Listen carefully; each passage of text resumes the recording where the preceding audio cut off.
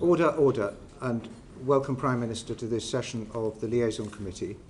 There's one or two things I need to say at the beginning about what we can talk about and not talk about. As colleagues know, I'm on the Privileges Committee, and the colleagues will be aware that the House has referred the question of whether or not the Prime Minister's answer about the events in Number 10 and the Cabinet Office during lockdown amounted to misleading the House.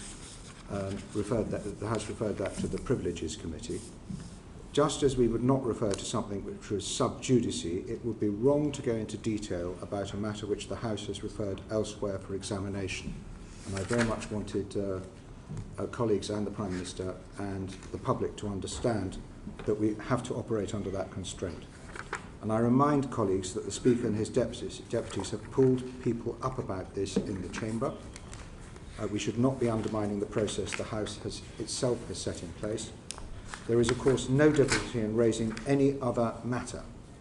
And the Prime Minister, I have no wish to constrain anything that you wish to say in this committee, but I will have to pull you up if you stray into the Privileges Committee remit. Thank you. Prime Minister, it is our intention to start with the great issues facing the nation and to move to the question of integrity in politics and related matters towards the end of the session. Unless you wanted to dispose of those matters immediately first. I'll be submitted to your committee. I'll be guided entirely. Right, very good. I'm afraid I will pull you up if your answers are pressing on time, so that we can deal with that latter topic fully and properly at the end. And if your answers are too long, I'm afraid we will just detain you until we have completed our business. So every incentive for you to be as crisp as possible, and that goes for the questions as well, colleagues. We will start on the topic of Ukraine with the Chair of the Foreign Affairs Committee.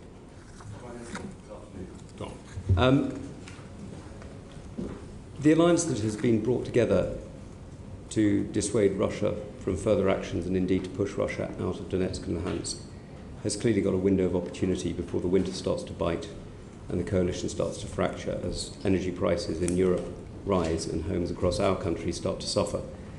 Are you able to concentrate on building that alliance at the moment?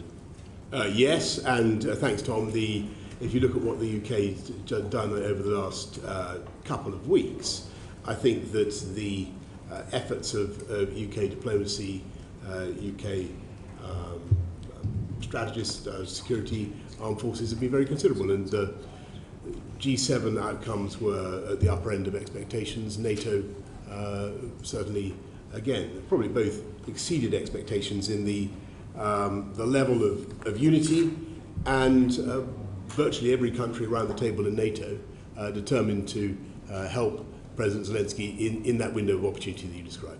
And you're seeing, of course, food prices rise around the world as the ports of Odessa are closed, Mariupol and so on occupied. What are you doing to make sure that the food is getting out from the Black Sea, that such wheat as is available is able to get out? How are you supporting the United Nations? And what are you doing to prepare those states, including the Middle East and, of course, in Africa, who are facing enormous food poverty and the possibility of migration and the pressures that will cause? So, first of all, on the grain that's being held hostage in Odessa, we're working with the UN Secretary General Antonio Guterres, who's leading the negotiations. The Turks are clearly crucial. They hold the waters. What the UK is offering is both demining capabilities, including remote demining capabilities, which we're good at, and the insurance of the vessels that might be used to ferry the grain out through the Bosphorus. We're also, because we're looking at other routes in addition to convoys through the Bosphorus, we're also doing what we can to help smaller packets of grain go through land routes or indeed up the river, up the Danube, and out that way. And we're spending some money on upgrading the railways to that end, and you're starting to see some growing quantities of grain coming out not via the Black Sea, but overland and on the rivers. Now we're seeing, as you know, enormous pressure on the weaponry that goes into Ukraine. We're seeing a lot of promises and, sadly, from many countries, fewer deliveries than promised.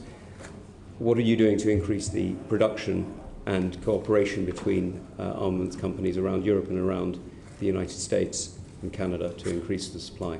The UK led the way in inaugurating the Ramstein conferences, which have brought countries together to supply weaponry to Ukraine, and though the Americans are now very much in the lead on that and are certainly providing the bulk of what's going in.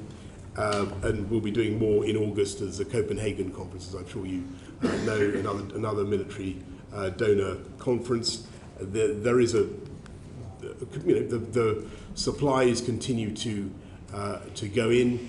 The Ukrainians are steadily getting the kind of kit that they need if they're going to expel the Russians from where they are. But it's also very important that they are trained to use the MLRS, the multi-launch rocket systems, effectively, so that very expensive weaponry is put to good use. Now, your Foreign Secretary, forgive me, has explained that victory in Ukraine means taking back every single square inch of Ukrainian soil, including Crimea. What's your view of victory? We can't be more Ukrainian than the Ukrainians. That's for them to decide. President Zelensky has set out his ambitions. It will ultimately be for him to decide what the terms that he wants. But he's been very clear that he would like to return at least to the status quo ante February the 24th. And so what is your view of what victory for us should look like? I think I think the victory for the Ukrainians would be a result that the Ukrainian people feel is the right one. And at the moment, I think I'm right in saying that 90% or more of Ukrainians believe passionately that there should be no deal that involves land for peace, and they want the Russians expelled from every part of the territory that Putin has invaded. And are you confident of holding the NATO agreement together, or rather the European and American agreement together, in making sure that coalition sustains the Ukrainians even when the winter prices start to bite? I think what was notable at Madrid was how anxieties about the friability of the coalition were proved to be unfounded, and that's because the logic of the situation simply demands international unity. There's no other solution. There's no deal on offer. Even if the Ukrainians wanted to do a deal of land for peace, Putin isn't offering any such deal. He still remains utterly maximalist in his objectives, and that's why we have to continue to support Zelensky in the way that we are, and that's accepted around the table. And part of your commitment to sustaining Ukrainian operations and indeed wider British military operations is your increase to 2.5%, given that the various international organisations and indeed our own statistical agencies do not foresee any growth in the UK economy in the coming years. Who are you going to take the money off in order to increase the defence budget? I'm not certain I agree with your premise about the growth of the UK economy in the coming years. I think if you look at both, I'm sure we'll come to this in later sections, but in both the IMF and the OECD see us going back to at or near the top of the growth league. It's still a percentage rather than an absolute. Yeah, sure. But the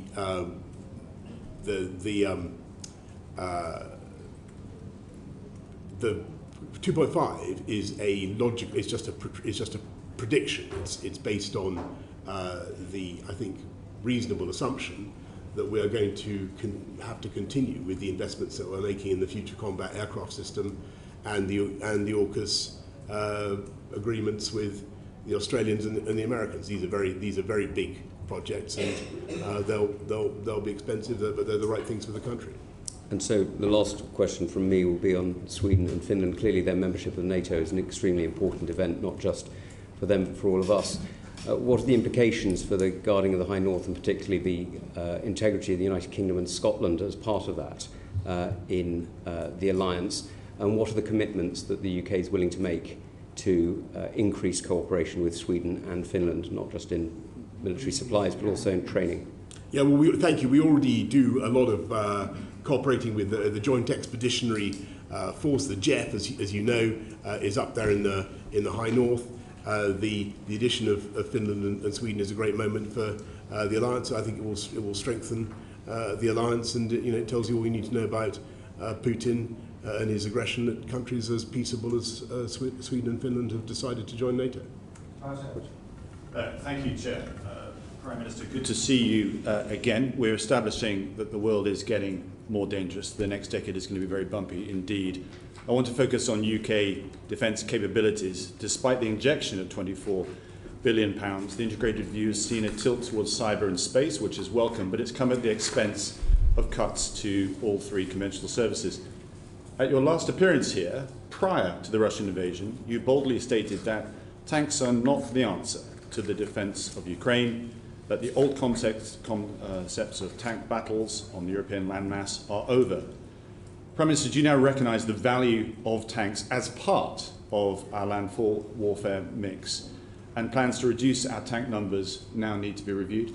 Thank you very much, Tobias. I think that when you certainly, I think that it's important for the UK to have tanks, but I think for the Ukrainian purposes, even more valuable were anti-tank weapons.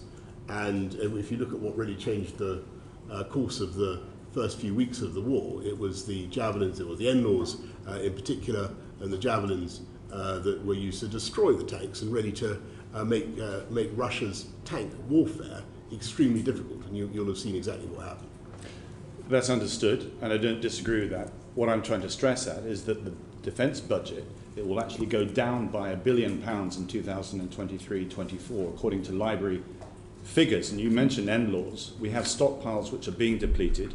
We're short of deep fire capabilities, rocket artillery, air defence, and indeed hypersonics as well. This is where the character of conflict is moving. We need to invest more, including in those tanks, which we're cutting by a third, and indeed our warrior fighting vehicles. We have no capability to do dismounted infantry because we're actually cutting the entire warrior fleet. Could I beg with the Prime Minister to reconsider the army numbers? If there's one thing he could take away from here, with his new Chancellor, to look at securing £40 million required to reverse the cuts in our army manpower. Yeah, thanks. I just want to stress that we value immensely the armed forces, in the sense we value the numbers of troops. If you include the reserves, they're in fact over 100,000, so 73,000 in the regular army plus 30,000 reserves.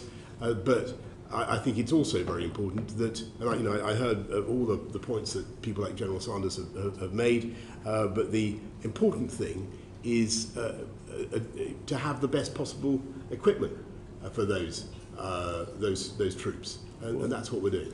Well, let's look at that equipment, because in the army, I just said, we're losing a third of our tanks, we're losing our warrior fighting vehicles, we're decimating our tracked land warfare capability.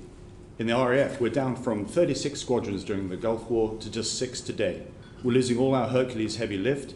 We're losing, we only have 48 of the 138 F-35s. We're losing 2 of the E-7 I-Star aircraft that are so critical to work with the F-35s. And in the Navy, in the 1990s, during the Cold War, we had 13 destroyers, 35 frigates, and now we're down to just 18. We are hollowing out all our armed services at the very time that, as you mentioned, the head of the army is saying we face a 1937 moment. This is the time to be investing in our armed forces, not depleting our capability. Well, I agree with that, but that's why we're spending 24 billion over the next 4 years. It's the biggest increase since the end of the Cold War, and I think that money is being wisely spent. It's been spent already. It's gone. Well, it's over the next 4 years. Yeah, it's gone in to invest into paying for the replacement of the Vanguard submarines. The money didn't even hit the sides. That's where it was needed to make sure that program allowed us to continue our nuclear deterrent. I understand, but we're also committed, as I said earlier on, to a number of massive projects. You mentioned heavy lift aircraft. Actually, if you look at what the UK has, I think we're still by far the biggest possessor of heavy lift aircraft in Europe. On ships, where we've got a very active shipbuilding programme. You know, Tobias, I take your point about tanks again humbly and sincerely, and you know, I will take it away and look at it and look at the armoured personnel carriers, the armoured vehicles. They have been useful to the Ukrainians, particularly the armoured vehicles. But you know, the committee should be in no doubt. We're investing massively in defence. I hear what you say, but I mean, you're a classicist. You know, your responses to date make me feel like Homer's Cassandra. I say to you, we must prepare for the storm clouds that are coming over the horizon, and you don't seem to believe me. I say we can't afford these troop cuts in our army numbers, but you don't believe me. And I say that we need to reverse these cuts in our land warfare systems, our ships, and indeed our planes, and you still don't believe me. And there is a change afoot. We are our history and a turning point in our history, and we need to prepare for what is coming over the horizon. Britain must play its part. There is a gap in leadership in Europe, and I want Britain to assume that role. We can only do so if we prepare today and advance our defence posture. I really think you should have been at NATO to listen. I wasn't to invited, sir. One day. To listen to what the other countries say about the UK contribution and the indispensability of UK armed forces, our contribution to NATO's new force model, the role that we play. We're the second biggest spender in NATO, but a massive contributor to all the joint operations. And I think Jens Stoltenberg, the Secretary General, would testify that. And when you say, I don't believe, that's not true. I do understand the need for more spending on defence. It has to be balanced against other priorities, and it is going up. Then reverse those troop numbers. Okay. Can I just press one matter related to this? We have given away our training stocks of NLAW, of MLRS, and other munitions to the Ukrainians. What are we doing to galvanise the supply chain back to a wartime capability that will provide resilience of stocks? Because at the moment we simply can't replace those stocks. Well, thank you. But actually, if you look at what's happening in Belfast, they are making a lot of NLAWs. They're not replacing as fast as we're giving them away. That is a fact. That is true. They take a while to make, but we're replacing them. But I mean, this goes to the heart of the integrated review, which was very good on analysis and requirement, but there are only 2 pages on the implementation. What are we going to do to make sure that we implement the defence integrated review so that we actually have the capability ready when we need it? Because at the moment we don't. We're supplying a huge amount of capability. I accept the view that we need to modernise and do more, and more NLAWs are certainly rolling off the production line at Thales. I think it's Thales in Belfast. Is it time to quickly? Is it time to review aspects of the integrated review? I think the integrated review has stood the test of time well. And, we're going to move on. And I'm happy to take it up later. Angus McNeill. Thank you very much, Mr. Chairman. Prime Minister, about 4 years ago just now, I was comparing your predecessor to Gloria Gaynor, because she will survive. And at that very moment, there was perhaps a young Lochinvar type making his resignation statement in the House of Commons at that moment. Can you remember who that was? Mr. McNeill, you have to. It was yourself, Prime Minister. I was just checking that. You're a bit of a trendsetter in that regard. Yes. But when it seems from the rumours I'm hearing from Conservative MPs that you're beyond Gloria Gaynor. You're more the Paul Young, and you want to tear the playhouse down. And the warning they're getting is, if it's a sure destruction of the Prime Minister, you might make it mutual.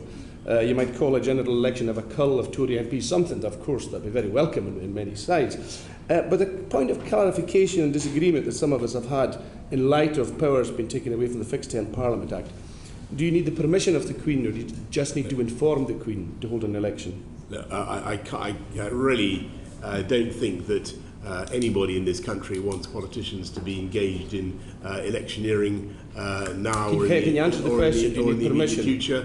And I think that we need to get on with serving our voters and dealing with the issues that they care about. So your nervy backbenchers are okay.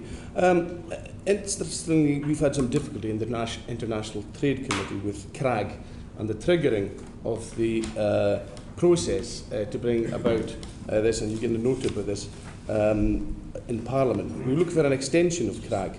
But I also want to put it to you, Prime Minister, you know, Brexit is a 5% damage to GDP, and these trade agreements you're signing up to are a minor part. I mean, they're 0.08% of GDP. It's equivalent to going out and losing £500 and coming back with £8 or £2, it could be in the case of New Zealand, and thinking you've done well. Is the Brexit process and the trade agreement process good for the economy, given what your own figures are saying? Yes, I think that they are. And so if you lose £500 and come back with £8, you'll tell us all you're having a good day. It was the ability to set our own medicines policy that enabled us to come out of the to vaccinate everybody. Every country's done that. Come on. And the death rates. We can trade that. I'm asking you a specific economic question. Fair-minded people. What about 5%? Order. Can you answer Order. Prime Minister. Thank you. Prime Minister, can you answer Prime Minister. Can you answer the question? Yes. So to your point, Mr. McNeill, about the economic benefits, just one. In addition to the free ports, free trade deals, the ability to vary regulation, and all the rest of it, I would point out that by being able to vaccinate faster than a lot of other, I think virtually every other European country, Mr. was able to come out of lockdown, which was a considerable it's an economic benefit. question, not a vaccines question. Mr. McNeill. But I don't want an answer. Yes, carry on. Because time is short. Thank you. If you can't see the difference between £500 take away £8 and note that he's out of pocket, we have to leave that there, and the public can make up their own mind about the Prime Minister. Prime Minister, something else that's concerning many of my constituents is EGNOS. You might not know that it's a European geostationary navigational overlay system. It's a 3D system for aircraft in the air. The UK is the only G20 country without such a facility. It's affecting the training of pilots as well. Will you get the UK back into EGNOS quickly, or have an equivalent 3G navigation system in the air in place soon? It's required. Well, thank you. That is a very interesting suggestion. I'll happily look at that. We do have a pioneering low Earth orbit system of satellites called OneWeb, as I'm sure you know. But it's of no use to aircraft at the moment. I don't know whether that's of any use. No. Perhaps you'll write to us on that. Perhaps you'll write to us on that matter. Yeah, thank you. Prime Minister. Prime Minister, you're a fan of imperial system. You want to have imperial measures. Well, I think people, if people want to have them, I don't think that. How easy is the system? I mean, how many ounces are in a pound? No, I'm not going to. I'm afraid I was brought up in the.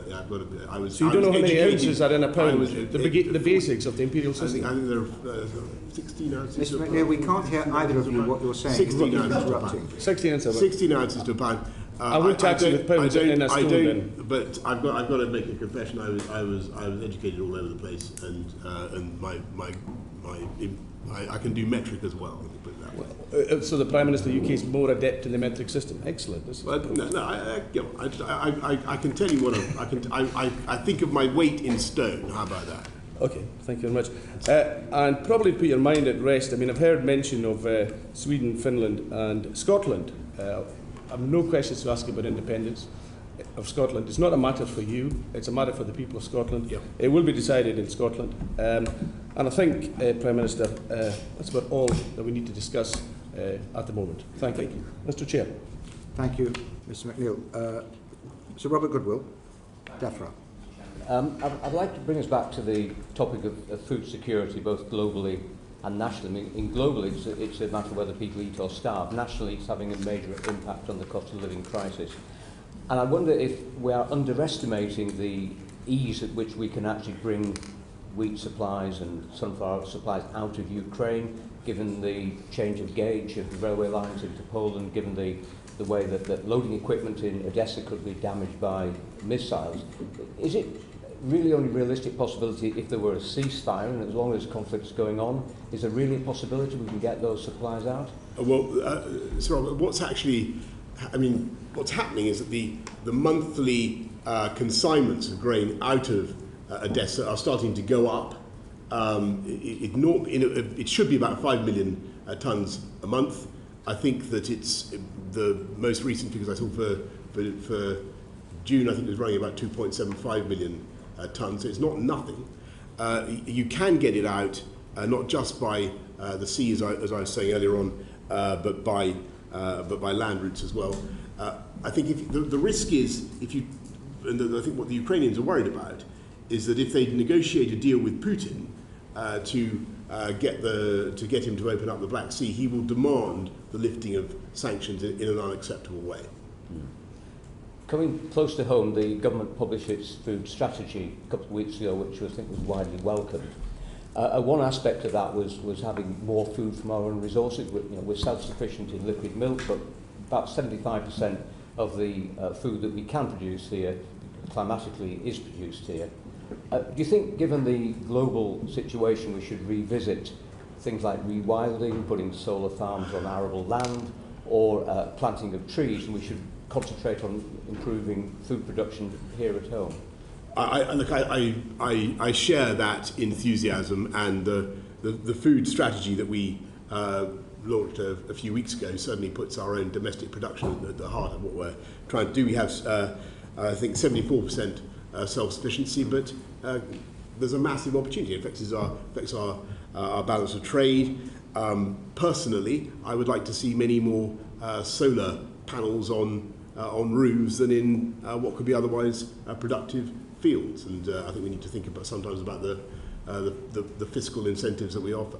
Thank you. And finally, one of the key inputs into agriculture in our country is nitrogen fertiliser. We have one plant now operating at Billingham. The plant at Ince in Cheshire has been closed, and I think the owners are looking for buyers. Is the government aware of what it can do to try and get that plant operational again? Is there any assistance that might be available to possible buyers? Because we'll be once again reliant on imports of a product which internationally is in very short supply. Yeah, so thank you. Look, this is a massive issue for farmers. We're not sufficiently self-reliant in fertiliser. We've had the fertiliser roundtable recently and tried to see what we can do to help. Trying to get alternatives, but clearly that's doesn't always work. Not as effective. We need to make much more fertiliser domestic. I have to say one of the reasons why the global south is suffering so much at the moment is also shortage of fertiliser, and there are far too few African fertiliser plants, and we should be doing what we can to help build fertiliser resilience around the world. They are really feeling it right now. So have there been any conversations with prospective buyers of the plant in Cheshire, do you know? I can't tell you about prospective buyers of that plant, but we're certainly concerned about, there is a single plant left, as you say, and that makes us, that puts a lot of pressure on that plant. Thank you very much. Mr. Elwood, you wanted to catch my eye very briefly for a one-liner? On the Ukraine grain, we recognise, thank you, Chair, we recognise the importance of getting grain out of Ukraine. It's ground zero when it comes to feeding not just Europe but also Africa. Could I invite the Prime Minister, I think there's an opportunity for British leadership to take this to the UN General Assembly. It's something I've raised with you before, sir. Yes. And to see whether we can get those 2/3 votes to turn the port into humanitarian safe haven that will then allow or facilitate the starting point of getting that grain out in those ships. It's the ships that we need to get out. That's the scale of exports that are required if we're to affect the cost of the crisis here. Prime Minister, that was a long one. So thank you. I don't disagree at all. The question is could you get the Russians to do it? And sadly, as you know, Tobias, even in the UN General Assembly, although we got a great vote for the initial condemnation of the invasion, Russia and China are very influential. Dame Diana, Home Affairs. Thank you. Good afternoon, Prime Minister. A few weeks ago, I met a group of Ukrainian MPs who had travelled to the UK via the Republic of Ireland. Like every other country, the Republic of Ireland in Europe doesn't require a visa. They then travelled up through the common travel area. They didn't have anything checked. And they were raising with me whether it was a sensible decision to allow such a bureaucratic visa system for Ukrainians fleeing Ukraine was a sensible use of resources and, as we know, has compromised the capacity of the Home Office. What do you say to that? I hear you loud and clear, Diana. I think that the argument that's been put to me is two things. First of all, we've got to be careful that we are able to screen people properly. And but these people are coming up through the common travel area. There's no screening. I accept that, and I accept the limitations of screening. But on the other hand, you've got to look at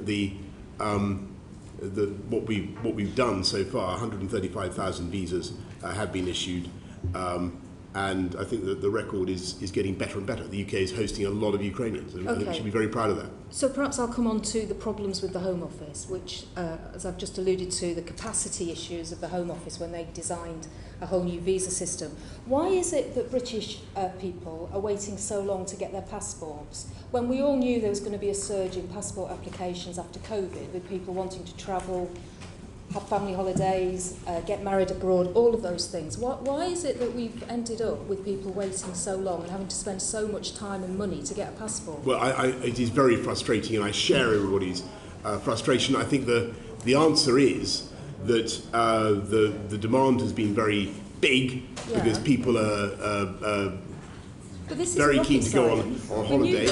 We've rushed people into the passport office. So why are we having to do that? We knew this was happening. The numbers are starting to improve. I think from memory, 91% get their passport within 4 to 6 weeks. Well, the standard that the Home Office is supposed to operate on is 3 weeks. It's now 10 weeks. When will it go back down to 3 weeks? Well, I don't know when it goes back down to 3 weeks, but what I have in my head is that 91% get their passport within 4 to 6 weeks. And I'd urge everybody who's thinking of going away, 4 to 6 weeks from now, and hasn't got a passport, to get a passport. Okay, so the bread and butter issues just aren't being looked at by the Home Office and dealt with in a very good way. Can I just ask you, why is it your government has now got a backlog of 89,000 asylum claims that they haven't decided? Why has that happened? Well, the UK has historically had very large numbers of asylum claims, and I seem to remember that there were many thousands of asylum claims left undecided when the last Labour government left office. No, Prime Minister, the asylum claims in this country have remained fairly steady in the last few years. So your Home Office has built up a backlog of nearly 90,000 claims they've not decided. So can I just ask you then, why is your government so bad at actually sending back failed asylum seekers? In 2010, we sent back 10,663. Last year, we sent back 806 failed asylum seekers. Why? I don't think that it's the fault of the officials. I think they do their level best. I don't think it's that they're so bad. I think it's that our brilliant legal profession is so good at finding reasons why they should not be returned. That's your answer. It's not to do with the fact you haven't been able to enter into agreements with other countries. You haven't got a replacement for the Dublin agreement. My impression is that, and certainly if you look at what happened with the Dublin agreement, that broke down across the board, and returns agreements have been extremely hard to. Well, let's just put it this way: that you sent back 20 people who came across in small boats across the Channel last year, 20, and there were 28,000 that came. Can I just ask you, do you expect the cuts to civil servants that you're talking about, the 20, 30 or 40% cuts, will that help the Home Office get to grips with some of these problems or make it worse? I think that certainly what you need to, so when you talk about the asylum seekers crossing the Channel illegally and in very frail vessels. No, your cuts. The way to fix that is not just by having more civil servants. I think it is to have a proper deterrent for the people traffickers, and to reduce the numbers of people who are being made to risk their lives. Okay, just my final question, if I may. Could you just confirm, and I just appreciate a yes or a no, that you met with the former KGB officer Alexandra Lebedev when you were Foreign Secretary without officials on the 28th of April 2018? Well, I'd have to check, but are you having a lapse of memory again? No, but that sounds. But if you're asking me a very specific question about a very specific date, and I would have to get back. I certainly have met the gentleman in question, who used to be the proprietor of the London Evening Standard, when I was Mayor of London. So I certainly am not going to deny having met Alexander Lebedev. I certainly have. As far as I remember, he used to own the London Evening Standard. Yes, but with officials, when you were Foreign Secretary, did you meet with officials or without officials? Look, I've certainly met him without officials. Right. And you know, as I say, he's a Perhaps you could write to us with a proprietor of a Perhaps newspaper. you could write to us with a specific Very answer. specific to answer to that very specific question. Yes, yes. Meg Hillier. Yes, can I just follow that up? Prime Minister, I mean, you said you met him without officials. Was that presumably was when you were Mayor of London? When you were Foreign Secretary, did you meet Alexander Lebedev? I think I without probably officials? did, but Probably did. as I said, I would need to check. You used to regularly meeting him. I mean, is it probably because you meet him often, or probably because you can't remember? I've met him on a very few occasions. As Foreign Secretary? On the occasion you're mentioning, if that was when I was Foreign Secretary, then yes. Without officials? Yes, I mean, that makes sense. Did you report yes. to your officials that you had met him? I think I did mention it. Yes. And where did you meet him? You know, I met him in Italy, as it happens, but I really, you know, I forget. Anyway. Well, perhaps you'll write to us. about Personal that. engagement, was it? Yeah. That's Personal exactly right. engagement, initially? We'll move on. Caroline Noakes, Equalities Committee. Prime Minister, you've referred to the Homes for Ukraine and the Ukrainian family schemes. Can you give us any indication of what proportion of the visas issued have been to women? I can't, Caroline. I'm sorry. I'll have to write to you. Okay, so we're not collecting official statistics on that, but the indicative ones suggest that it's 82% are women, many of whom have children with them. What safeguarding concerns do you have about Ukrainian women being here in the UK? So one of the reasons why the scheme, you know, people initially complained that the scheme was slow, but we wanted to make sure that people, when they arrived, got you know, were in a safe environment. And so, as far as I know, the work is done to ensure that they're with families or with people who will look after them properly. Do you feel comfortable that the accommodation is checked in many instances after people have arrived? To the best of my knowledge, they have everybody that I've met or who's been involved in the scheme says it's working very well. So you do feel comfortable if accommodation is checked after people have arrived? I can't tell you, Caroline, exactly what checks are done on the accommodation after people have arrived, but I know that safeguarding is done to make sure that they have a good experience while they're here. Do we know how many are no longer with their original sponsors? I can't give you that, I don't know. There's certainly indications that there could be as many as 660 Ukrainian households already who are owed a duty because, under the homelessness prevention. Do you have any concerns about where they're going to end up? I don't know that that it's right that that there are that many Ukrainians who are homeless in the UK. I think that where there are arrivals who have had a problem with their sponsors, with the household, the councils have a duty to provide a roof for them, and that is supported by a grant of £10,500 per person.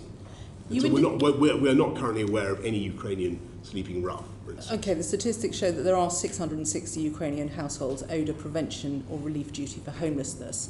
Are you, you said earlier today, I think to Clive Betts, that people would be able to switch between the Ukrainian family scheme and the Homes for Ukraine scheme. When do you think that will be possible?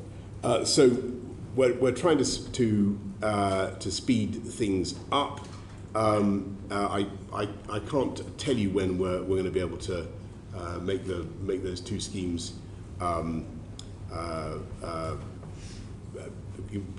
people to move fluidly from one to the next, but clearly there's a logic in that. And if people should be able to switch between the family scheme and the Homes for Ukraine scheme, should they also be able to switch sponsor within the Homes for Ukraine scheme and have the £350 a month funding follow them? Interesting idea. We'll have a look at it. I'm not going to extemporize a solution. if a lone woman has fled a sponsor's home because of safeguarding concerns, do you think the funding should follow her? Well, I can see the logic of that, yes, but I will certainly have a look at what's happening. I'm sure that particular issue is something that Home Office staff have thought about. Perhaps Minister Harrington and Minister Gove, if they're still with us, could look at that. Can I ask you specifically, when it comes to safeguarding concerns? Yes. Should safeguarding always be straightforward? Well, of course. Thank you for that. And finally, we know that people traffickers are operating between on the borders of Ukraine, particularly targeting women and young girls.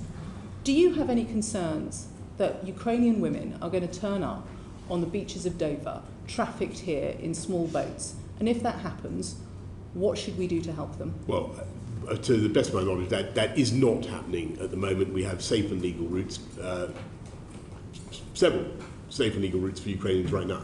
Earlier this week, a group of female Ukrainian MPs were at the OSCE meeting, specifically expressing concerns about people trafficking. Mm-hmm. What are you doing with other European governments to make sure that that does not happen?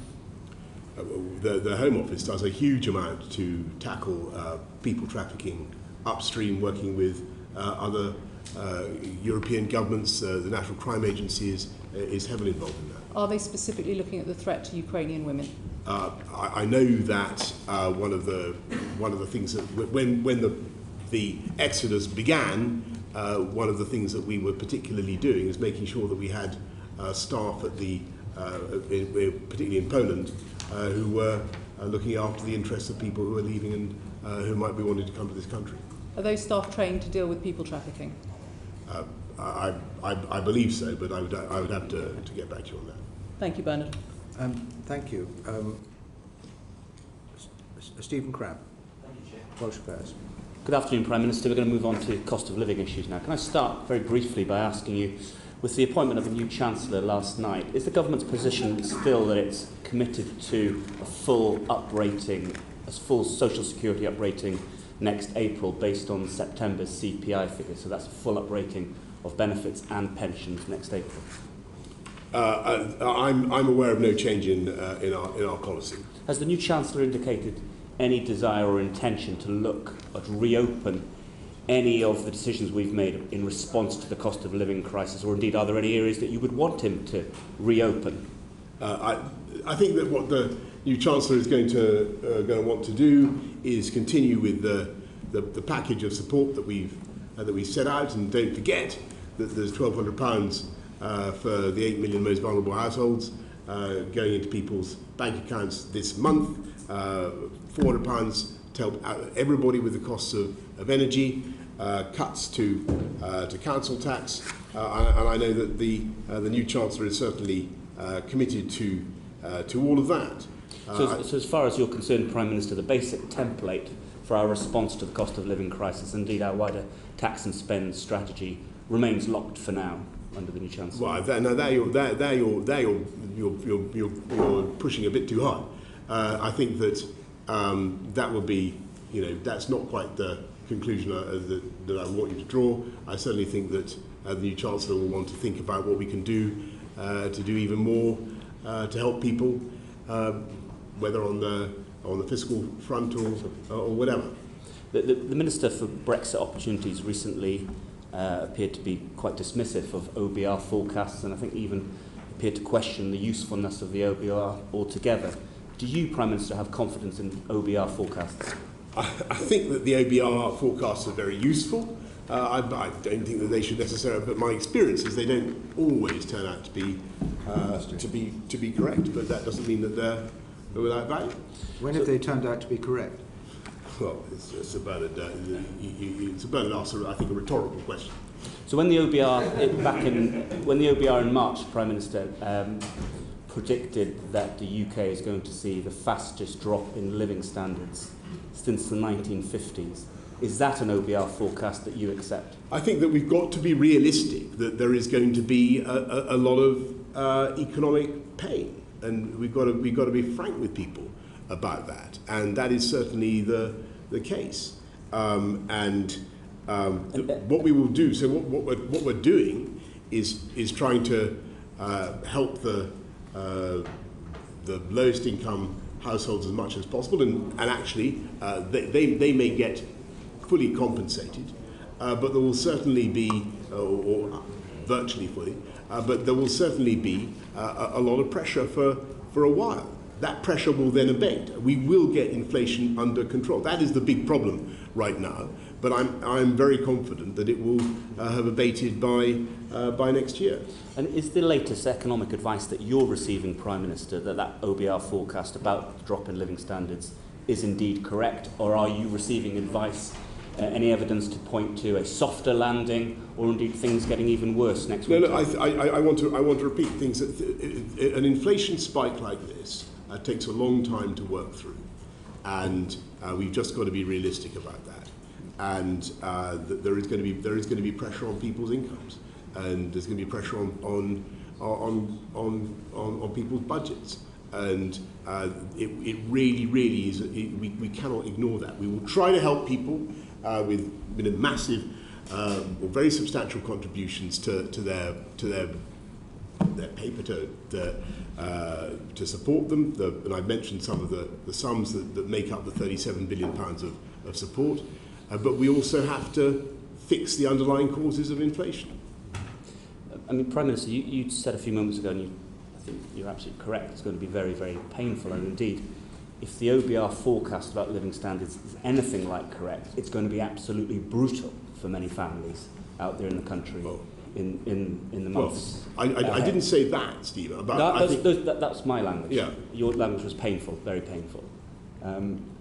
Do you accept, Prime Minister, forgive me for asking this, that at a time of such economic crisis for the country, for many families up and down the country, that what the country needs is a government with the very best team, the very best focus, absolutely squarely focused on tackling these issues? And when you see, Prime Minister, people like John Glenn leaving government, people like Kemi Badenoch, people like Neil O'Brien, one of the intellectual architects of levelling up, do you not feel, Prime Minister, that the very ability, capacity of this government to address these enormous overhanging issues is deteriorating as we speak? Well, when I came into Parliament, I think there were about 140 Conservative MPs. I can't remember exactly what the number was. There are now 365 or so, the 360 there or thereabouts. There is a wealth of talent, Stephen. Order.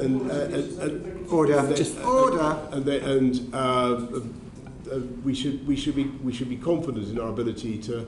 And as for your point about the government focusing, the government is certainly focusing on the issues that matter. And today we're cutting taxes for everybody by £330 for 30 million people.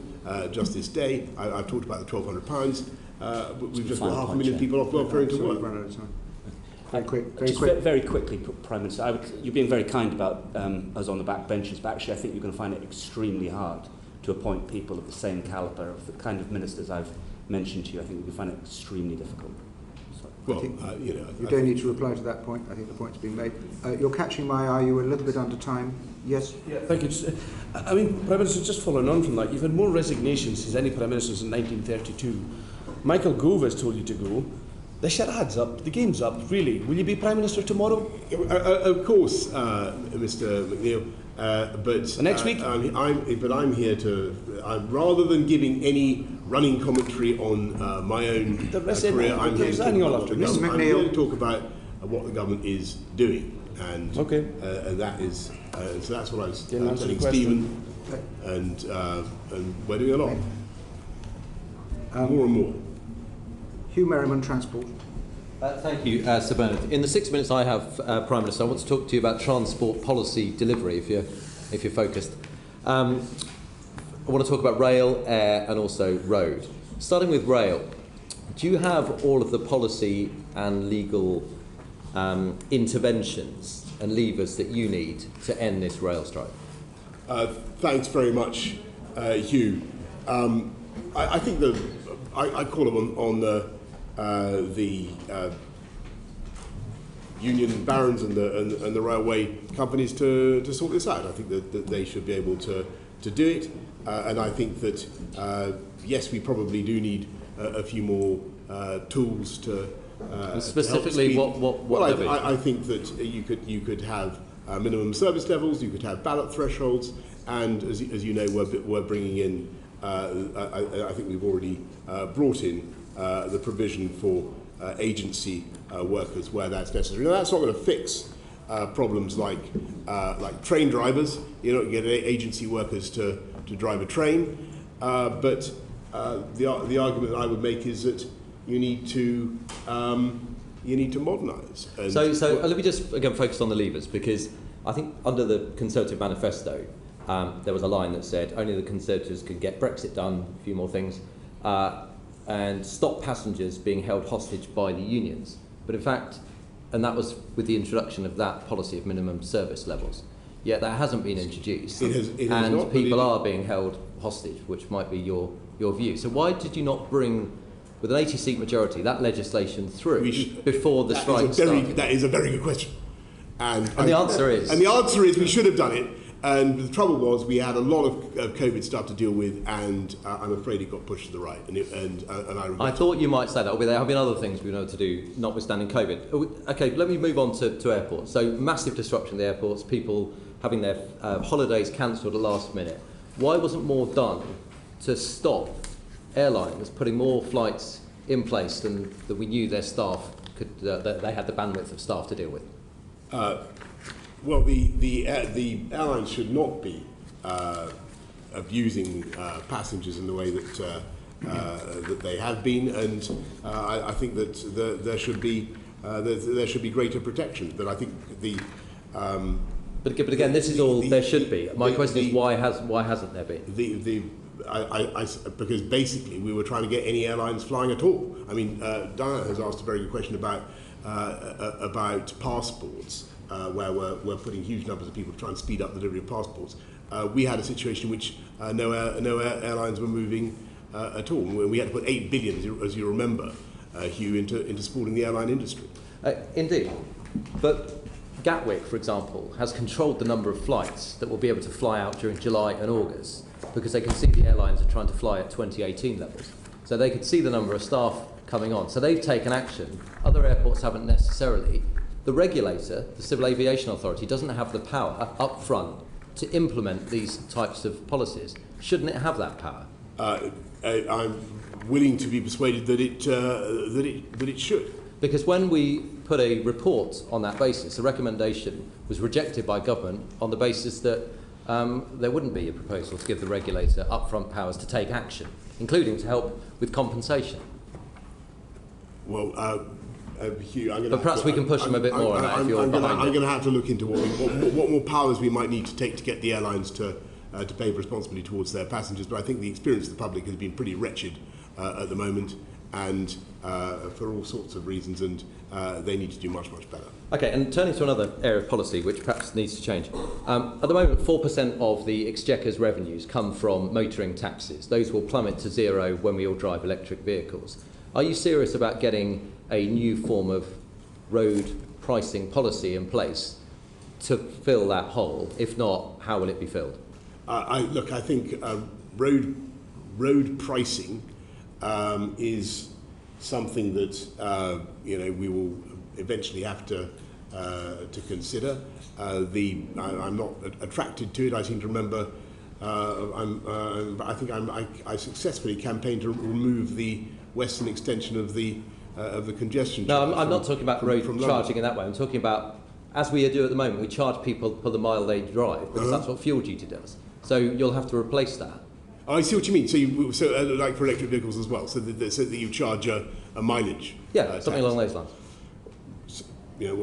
So, it is certainly the case that we will need a substitute for fuel duty. And this, Sir Bernard, comes back to my point about policy delivery, because this is imminent. We're introducing electric cars. Sir Bernard, can I say this, if you don't mind? So for 3 months, Prime Minister, Number 10 has had a recommendation just to look at this, because something has to fill the 4%. Okay. Have a working body to look at it. The Treasury signed off on it, and for 3 months it's been sat in Number 10. 1 week I'm told somebody's signed off on it, and next week someone else has looked at it and actually has stopped it. And it's stuck. And my question is, the inertia inside number 10, perhaps because of the events that we'll go on to talk about, is that nonsense? Actually, we say it's nonsense, but actually it's a nonsense that we've been waiting 3 months just for someone to sign off on something which fills 4% of the exchequer. That is the nonsense. Well, do you not agree something should be done? Or if you can't do it, do you think that perhaps someone else could come in and run it properly? Yeah, well, so this number 10 actually was the first government in Europe to set a timetable for moving away from hydrocarbon, from internal combustion engine cars by 2030. Yeah, I know exactly, and that's why Prime Minister, you should follow through on the consequences of it. We've been looking at blistering speed. We will certainly look at we're looking at all fiscal proposals to replace fuel duty, and I'm happy to come back. You're not. You're actually currently sitting on all proposals. I cannot believe that the Treasury is showing the slightest hesitation or reluctance to find a new way of. No, that's my point. The Treasury signed off on it. Number 10 then insisted on looking at it and has been sat on it for 3 months. I think Andrew Griffiths is currently the one that's now said, no, I don't like this. And we are therefore stuck, having thought we'd cleared all the hurdles. I will take it up with Prime Minister, I'll just add, I was Shadow Transport Secretary in 2000, and road charging was seen as the future then. Successive governments have dodged it, but why is your government dodging it when you're already abandoning the revenue stream from hydrocarbons? So Bernard, why do you think we necessarily are? We've got to find a way of filling the gap left by You've actually got a target for eliminating fossil fueled cars, but you haven't got any plan in place to replace the revenue. Well, I think it highly unlikely that the Treasury will let any opportunity go to find to raise revenue from motoring to substitute. I think we've made what we want to do is we want, for the purposes of the environment, to encourage the take-up of low-carbon vehicles, and that's why the fiscal strategy is framed as it currently is. And that's what we're doing for the time being. My apologies to Darren Jones-Bayes. I should have brought you in earlier. Thank you, Sir Bernard. Prime Minister, how's your week going? Terrific. Like many others. Did Michael Gove come and tell you to resign today? I think I said earlier, Sir Bernard, that I'm here to talk about what the government is doing. I'm not going to give a running commentary on political events. Okay, so let's talk about what the government's doing. You've just said today that the government's giving the biggest tax cut in a decade, but it's a tax cut to your own tax rise, isn't it? No, what it does is it gives people, 30 million people, by lifting the thresholds, it gives them, on average, a tax cut of £330. Against the tax rise that you previously announced. In fact, freezing tax allowances for average income taxpayers means they're going to pay £46.8 billion more over the next 4 years. Tax is going up, not down, isn't it? It is certainly true that what we've had to do is make sure that we deal with the fiscal impacts of COVID, and I think the committee will remember that this was we had a colossal fall in output. We had the biggest pandemic for 100 years, and we had to look after people and businesses to the tune of £408 billion. That money doesn't grow on trees. We've had to. So in order to protect our schools, our hospitals, we of course have had to increase. We've had the health and care levy. But what we're doing Prime now Minister, I just need is to move you on. people Prime Minister, on average with Prime a £330 tax cut. I asked about the tax cut announced today, but I'll just move on. Let's look about the economy before the pandemic, because you mentioned the pandemic, understandable event that was very difficult for government. But before the pandemic, between 2010, when the Conservative Party came into office, and before the pandemic, national debt increased by £640 billion. It's now 100% of national wealth, and you keep announcing tax cuts and spending plans at the same time. Are you just going to keep putting more and more debt onto the nation's credit card? Sorry, you were just complaining about taxes going up. I'm asking you about what you're doing in government, Prime Minister. Get your story straight. My facts are from the Treasury, Prime Minister. What we're doing is we have to be sensible and we have to be responsible. We're making sure that we manage the public finances in a prudent way, but I think that there will be scope for further tax cuts in due time. Maybe imminently, perhaps. Can I just move on? Prime Minister, can I just move on to economic growth? You said yesterday you welcomed your new Chancellor, Nadeem Zahawi. Yes. Because he would grow the economy in a way that presumably Rishi Sunak couldn't. But we're more likely to end up in a recession. I don't think I said that, but anyway, go on. Well, we're more likely to end up in a recession this winter, aren't we? Look, I think that as I was saying to Stephen, I think that the economy is that people are going to be under a lot of pressure, but I think we'll get through it. Do you think there'll be a recession in the winter? I think that there will be a lot of pressure caused by the price spike. We are going to do everything we can to shield people, to deal with the underlying causes of inflation, whether that's through the energy markets or the labour markets or whatever. And there's a lot we can do. And I think we'll emerge stronger the other side. Okay. So you've often said, and your supporters have often said, that you've got all the big calls right as Prime Minister. But actually on tax, on debt, on growth, on pay, things have been getting worse, not better.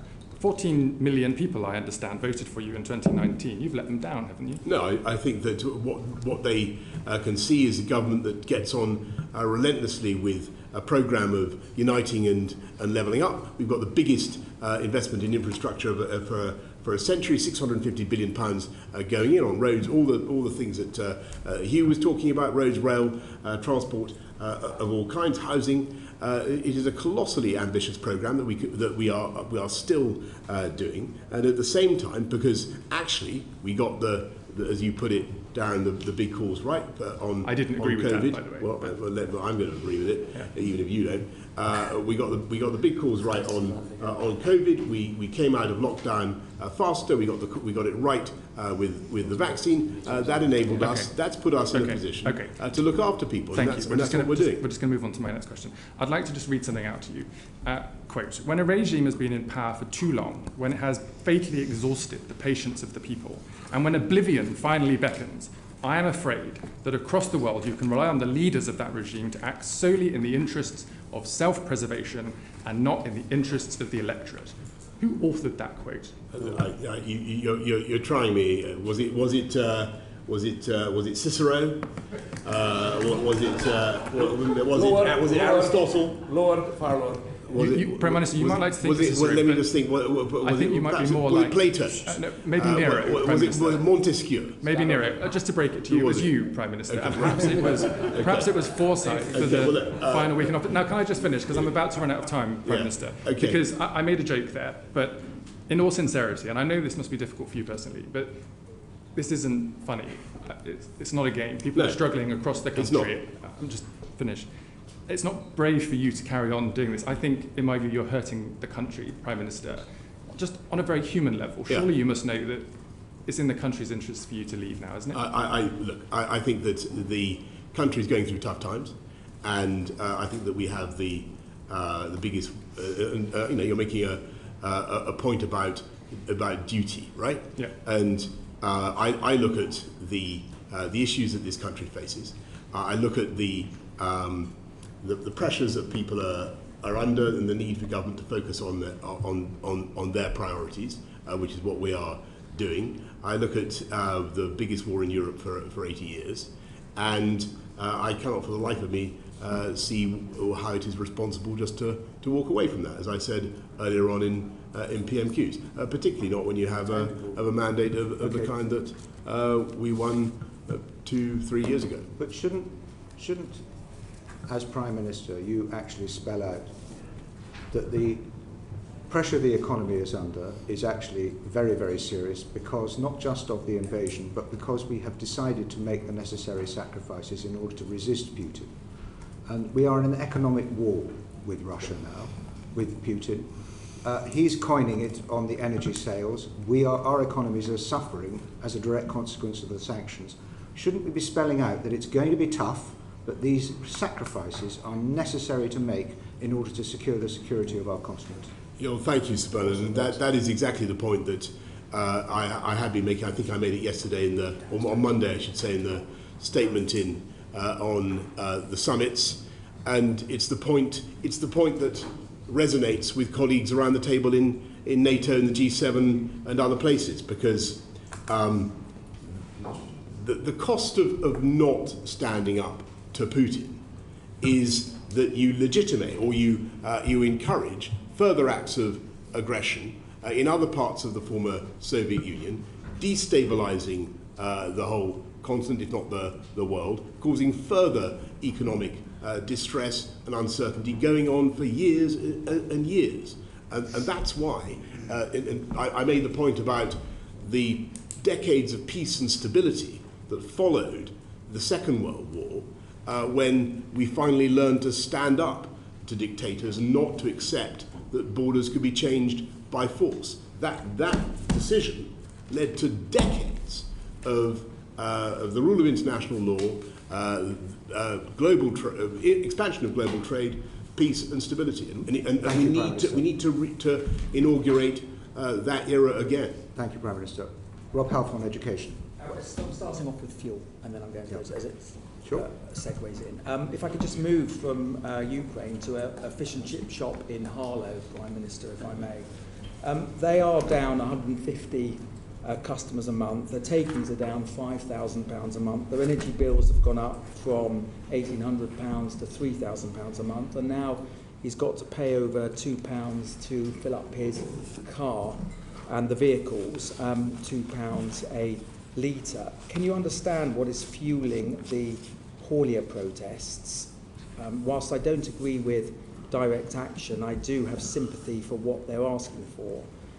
And is it not the case that the 5p fuel duty cut, whilst welcome, was swallowed up, and that actually this is unsustainable, and that you need to slash either fuel duty or VAT, but also to look at introduce a pump watch monitor, because just finally, we know that since the 14th of June, the wholesale price for diesel fell by 7.2 per litre, but filling up costs increased by 8.1p.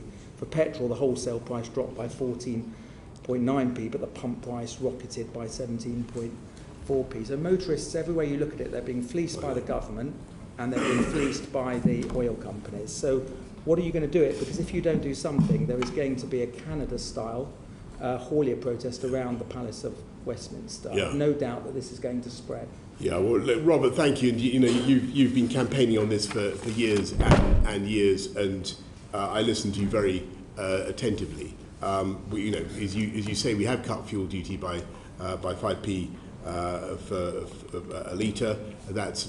It's only about 100 quid a year. I appreciate that that's not much for people, and it's being swallowed up by what's happening on the forecourts. So we are doing Grant is, I believe, doing a pump watch scheme to ensure that cuts that we are putting in do get passed on. But clearly, the pressure is there, and I hear you loud and clear.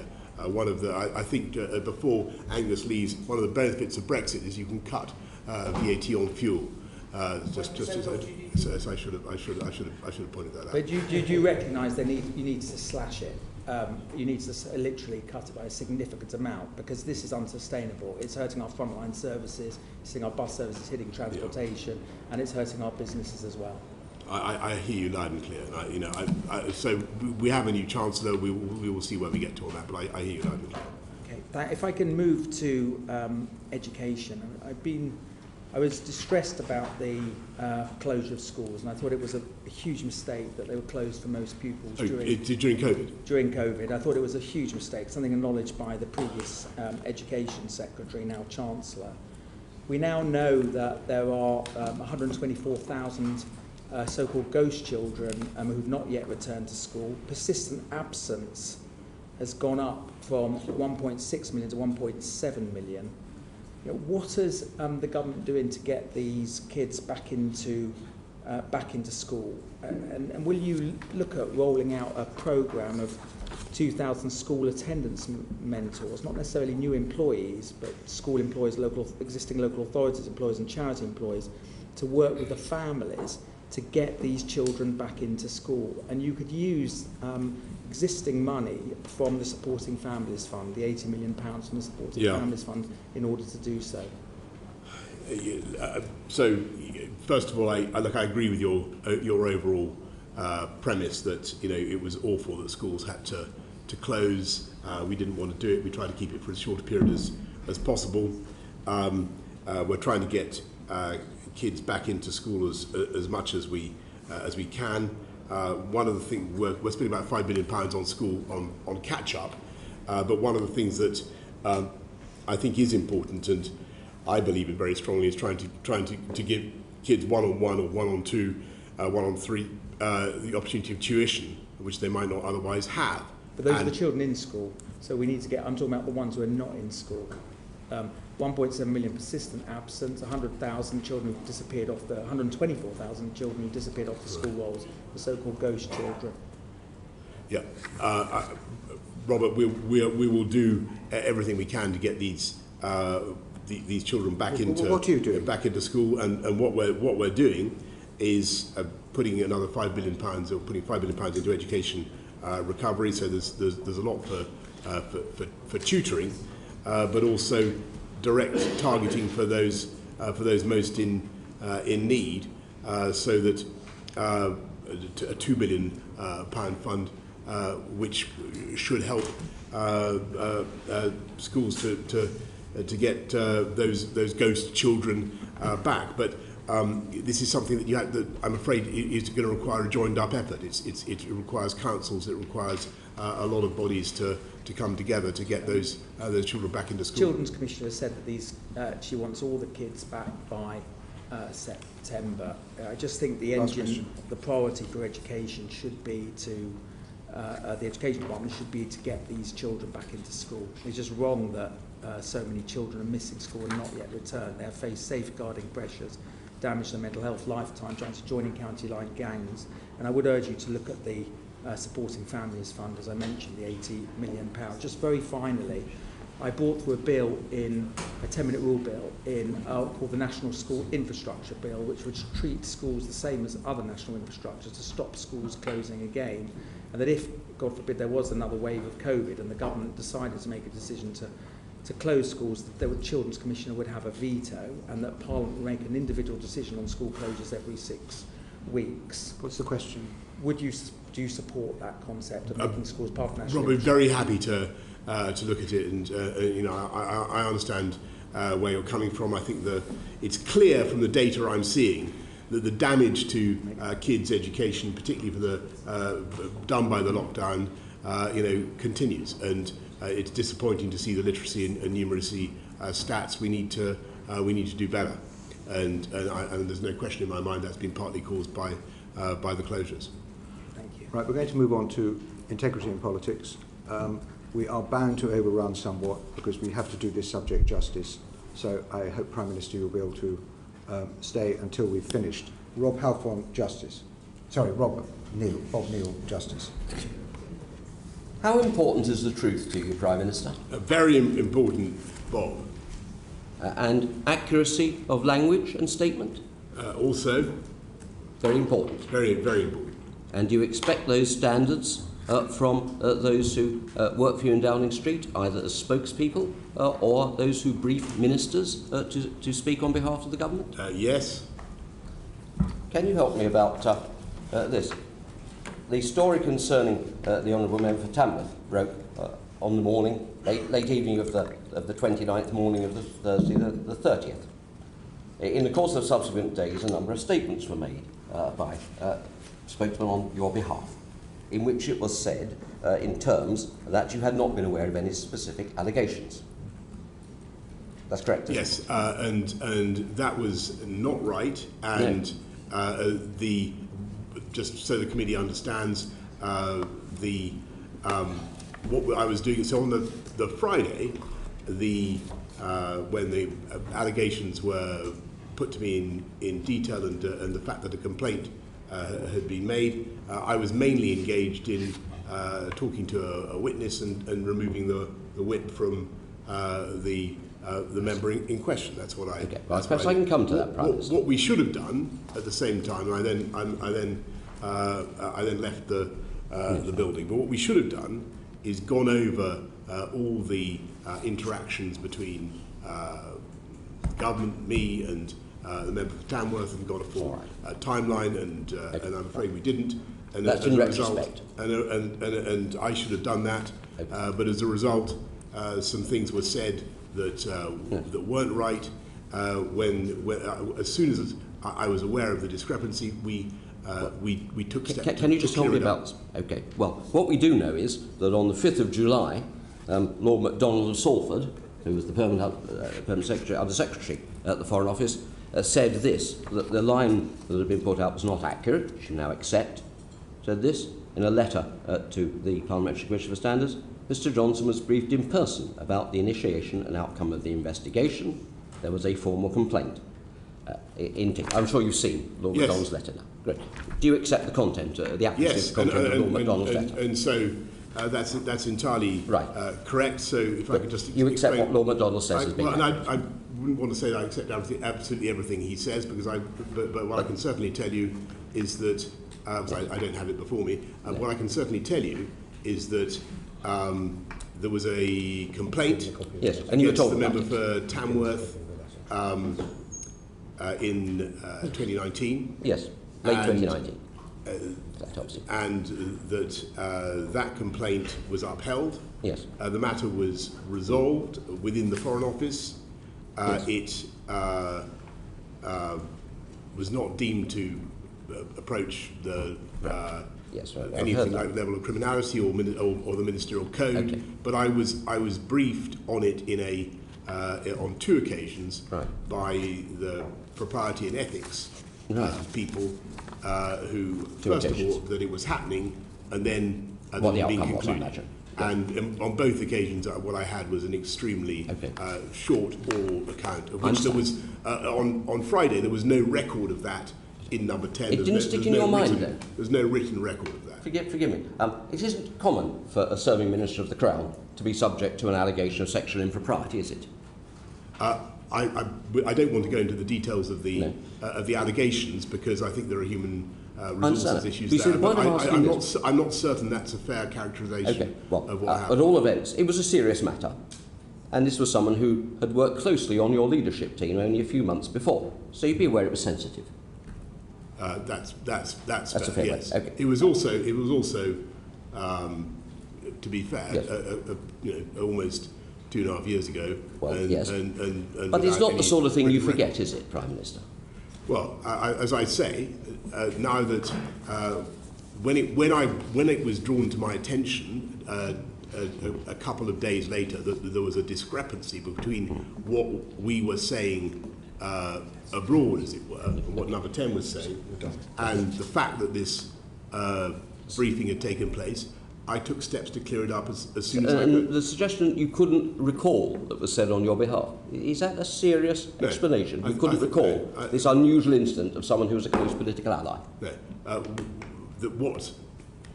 What we failed to do on the first day was to go over all the possible interactions between me and the member in question, all the possible decisions that I might have taken. As it happened, the issue, the report about the complaint was not raised to me as a point for any kind of decision. It was simply something that was mentioned to me in the margin of other meetings as a point of, as I recall, as a point of information about what had happened, because it was the Foreign Office that dealt with it. But Prime Minister, when you were considering appointing him into the government most recently, how true is it that actually you wanted him to be Chief Whip? Not to my recollection, Sir Bernard. I don't think so. I think the suggestion was that he was going to be Deputy Chief Whip. And I think that's what happened. And what happened to all the messages pouring into Downing Street about the risk of appointing this person? Well, there were plenty of them.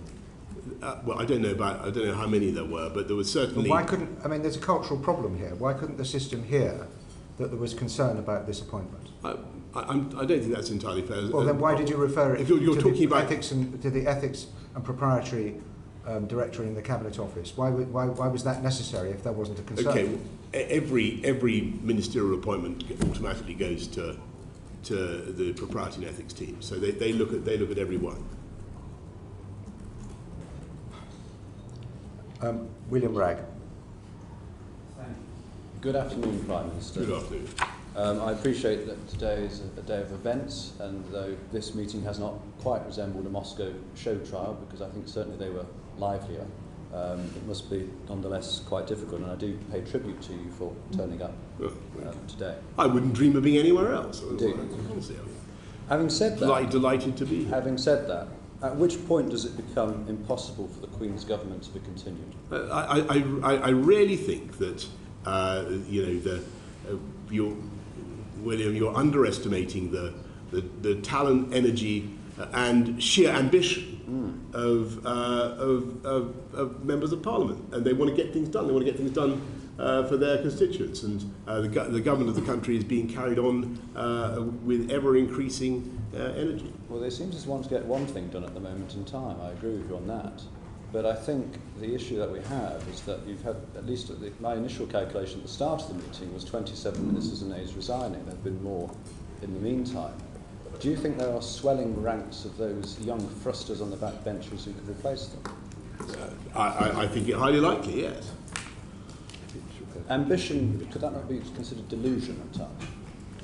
Yeah, that's a sort of a moral judgment about human nature that I wouldn't venture to comment on. I think that we're all deluded in our ambitions, but I think most people who come to this place actually, in spite of what everybody says about MPs, are actuated by the highest motives. And most people want to serve their constituents and get stuff done, and that is the reality.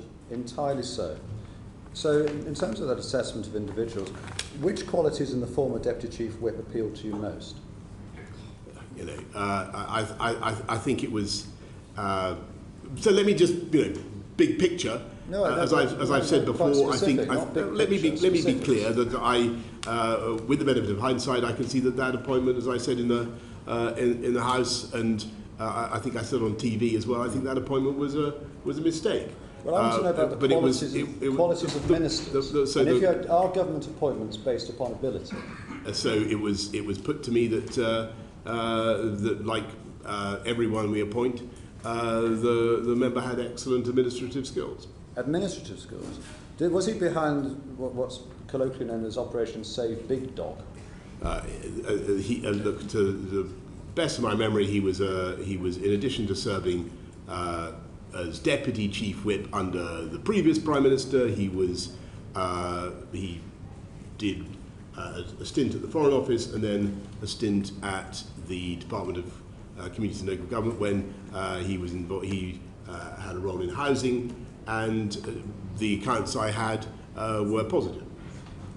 Casting our minds back to January and February, it was a tricky time. And certainly some people in the shadow whipping operation used their charm in order to persuade. And I think it's fair to say others used aspects of what we might describe as being offensive to work that wonder for you. So why was Mr. Pincher the first to be invited into Downing Street on the day of the reshuffle when the most senior job available was that of Chief Whip? Ordinarily, it would be awarded to the person first. Okay, I got it. That's going back to Bernard's point. I think that's a red herring. Did any colleagues come to you on that day and express concerns about that appointment or potential appointment? Not to me, but concerns. What happened was that concerns were expressed actually after I had made the appointment. Why was he in there for 4 hours though before the appointment was made? For that reason, I made the appointment.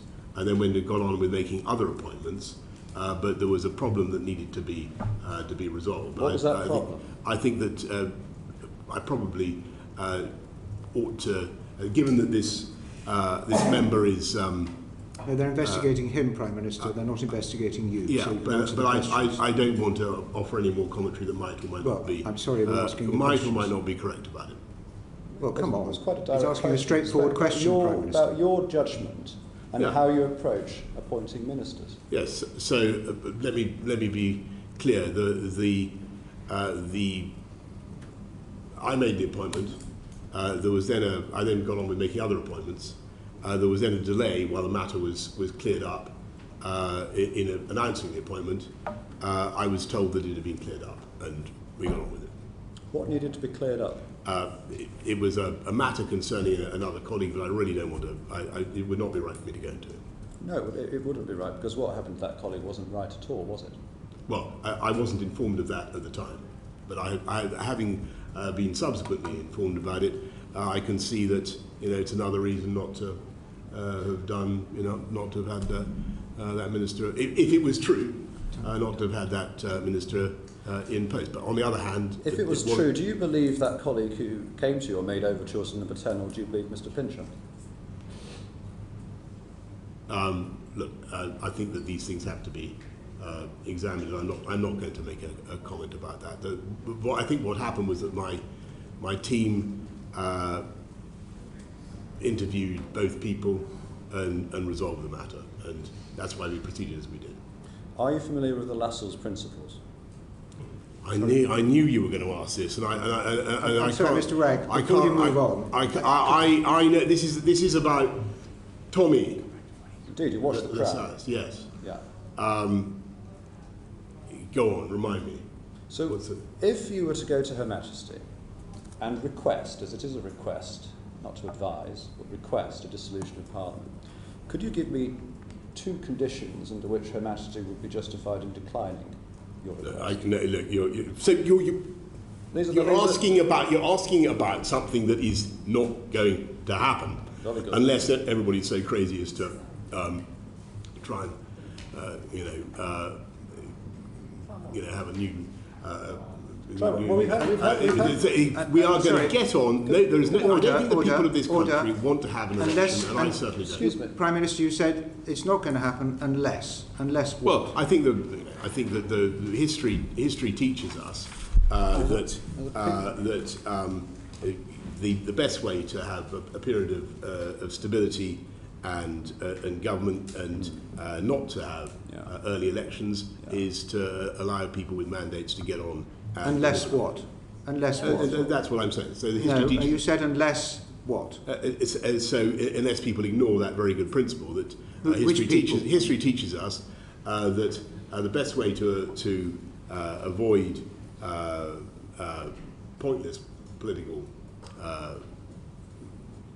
disturbance is to allow a government that has a mandate to get on and deliver its mandate. And that's unless what? That is what we're going to do. So unless I think what you're alluding to is... Sorry, Mr. Ragg, just a minute. The Prime Minister said... Unless people forget that. What does that mean? That means that on the whole, I think that it's a good thing if governments which have a substantial mandate from the electorate and are doing an enormous amount of stuff, and when that country is facing a lot of pressure, particularly economic pressure, when there are serious international issues at stake, I think on the whole it is sensible not to get bogged down in discussion about electoral politics, but to allow the government of the country to continue. Can I just remind you that when the Prime Minister Major seemed to be threatening a general election because he was having trouble with the Maastricht Bill, it did his no reputation any good at all. Well, it's exactly the point I made. There would never have been a general election. Can I thank you for that excellent historical lesson? And this is exactly the point I'm trying to make. Well, I don't know why you said unless. Mr. Ragg. Thank you, Sir Bernard. And so, if one of the conditions of the Lascelles principles is that the sovereign could rely on finding another Prime Minister who could govern for a reasonable period with a working majority of the House of Commons, you'd accept that principle? I think all this is... I want to agree passionately and strongly with what Sir Bernard has said. If you go back to Prime Minister, the 90s, that you don't solve problems by threatening to call elections. You've got to get on with what you're elected to do, and that's what the government is. That's what the government is doing. So I'm taking it that you accept the Lascelles principles. They sound, insofar as they're designed to prevent pointless wildcat elections, they sound sensible to me. Thank you, Sir Bernard. Mr. Brand. Thank you, Sir Bernard. Welcome, Prime Minister. Have you been told of any other allegations similar to the conduct of Mr Pincher about any other ministers in your time as Prime Minister? I'm going to have to tell you, Chris, that it is all too possible that people have said things to me about any number of people, including possibly people around this horseshoe. No, have you ever had? It would be a great labour for me now to sit down and try to reconstruct every single piece of gossip or innuendo. No, that's not what I'm asking. I'm not asking about gossip and innuendo. I'm asking precisely about that you now accept that you were told on 2 occasions about Mr Pincher's, the allegations against Mr Pincher that were upheld by in the Foreign Office. I'm asking, have you been told about any other such events relating to any other government minister, formally?